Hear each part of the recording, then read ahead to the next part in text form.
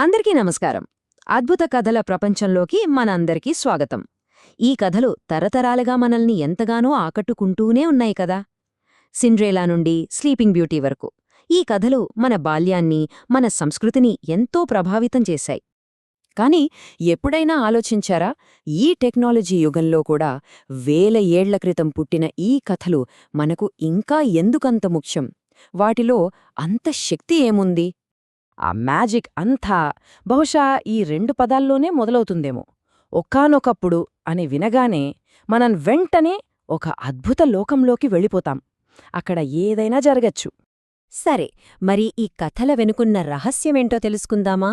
నిజానికి ప్రతి అద్భుత కథకు ఒక కామన్ ఫార్ములా ఉంటుంది. అవేంటో ఇప్పుడు చూద్దాం. ముందుగా, ఫెయిరీటేల్ అంటే ఏంటి? సింపుల్గా చెప్పాలంటే ఇది మన లోకానికి ఏమాత్రం సంబంధం లేని ఒక కథ అన్నమాట. ఇక్కడ టైం కానీ, ప్లేస్ కానీ ఖచ్చితంగా ఉండవు. అంతా మాయాజాలం, అద్భుతాలే. ఈ ఫార్ములాలో కొన్ని ముఖ్యమైన అంశాలుంటాయి.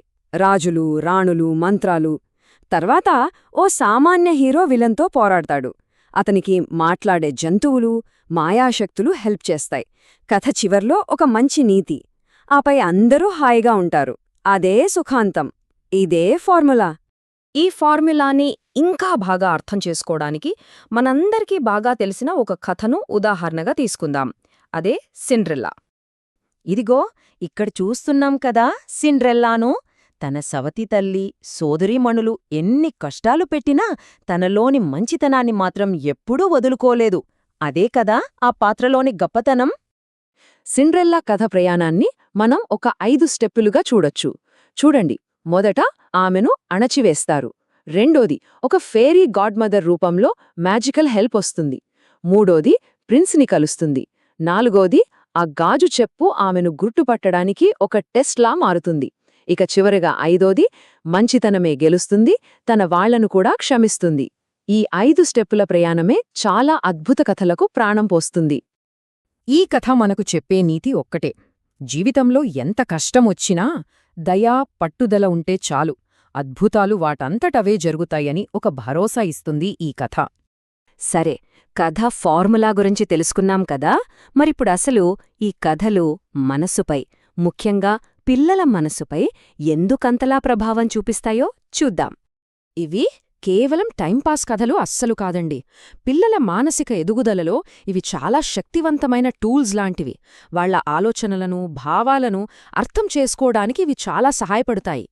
పరిశోధనలు ఏం చెప్తున్నాయంటే ఈ కథలు పిల్లలకు చాలా రకాలుగా హెల్ప్ చేస్తాయట.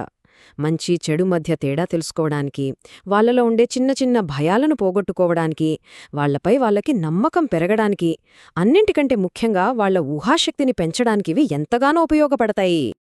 చూడండి, గొప్ప శాస్త్రవేత్త ఆల్బర్ట్ ఐన్స్టీన్ ఏమన్నారో, పాజిటివ్గా ఆలోచించే తెలివి కన్నా ఊహించుకోగలగడమనే గిఫ్ట్ నాకెంతో మేలు చేసిందట. అద్భుత కథలు మనకిచ్చేది సరిగ్గా ఆ ఊహాశక్తినే. అయితే ఈ కథలు ఎప్పుడో రాసినట్టు అలాగే ఉండిపోలేదు. కాలంతో పాటు అవి కూడా అప్డేట్ అయ్యాయి. ఎలాగో చూద్దాం. ఈ మధ్యకాలంలో ఫ్రాక్చర్డ్ ఫెయిరీటేల్ అనే ఒక కొత్త ట్రెండ్ వచ్చింది. అంటే ఏంటంటే, పాత కథనే తీసుకుని దానికొక కొత్త ట్విస్ట్ ఇస్తారన్నమాట. క్యారెక్టర్లను మార్చడం లేదా క్లైమాక్స్ను మార్చడం ఇలా. ఉదాహరణకు classic little red riding hood కథ తీసుకుందాం. పాత కథలో ఆ పాపను వేటగాడు వచ్చి కాపాడతాడు. కాని దాని చైనీస్ వర్జన్ లోన్ పోపోలో కథ వేరేలా ఉంటుంది. అక్కడ ముగ్గురు అక్కచెల్లెళ్ళు తెలివిగా ఆలోచించి వాళ్లను వాళ్లే రక్షించుకుంటారు. చూసారా, ఒక చిన్న మార్పుతో కథలోని అసలు సందేశమే ఎలా మారిపోయిందో. ఈ మార్పులు ఒక్క కథకే ఆగిపోలేదు. ప్రపంచవ్యాప్తంగా రకరకాల సంస్కృతులకు తగ్గట్టుగా ఈ కథలను మార్చిరాశారు. ఆఫ్రికాలో జీబ్రా మీద వచ్చే ప్రిన్స్తో రపుంజల్ కథ, సొంత బలం మీద ఆధారపడే ఒక అమెరికన్ ఆదివాసి సిండ్రెల్లా, పెరూ దేశపు ప్రిన్సెస్ కథ, ఇలా ఎన్నో. ఇదే కదా ఈ కథల గ్లోబల్ అప్పీలంటే. సరే, ఇన్ని మార్పులొచ్చినా ఈ కథలు ఇంకా ఎందుకు మనందరి మనస్సుల్లో నిలిచిపోయాయి? వాటిని అంత స్పెషల్గా మార్చిందేంటి? ఒకప్పుడు ఈ కథలు ఎలా ఉండేవి? ఒక తరం నుంచి మరో తరానికి నోటిమాటగా అందేవి. ఆ కాలపు విలువలను మనకు చెప్పేవి. కానీ ఇప్పుడు అవి ప్రపంచవ్యాప్తంగా రీరైట్ చేయబడుతున్నాయి. ఈనాటి మన ఆదర్శాలను, విభిన్న సంస్కృతులను ప్రతిబింబిస్తున్నాయి. అంటే ఈ అద్భుత కథలు మ్యూజియంలో పెట్టిన పాత వస్తువులు కాదన్మాట.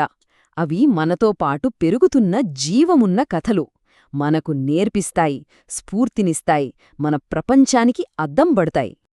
ఈ కథల ప్రయాణం ఇక్కడితో ఆగిపోదు గదా, అది అలా కొనసాగుతూనే ఉంటుంది. మరి ఆలోచించండి, మన తరం రాబోయే తరాలకు చెప్పబోయే ఆ తర్వాతి గొప్ప అద్భుత కథ మనకు ఏ నీతిని బోధించబోతోంది?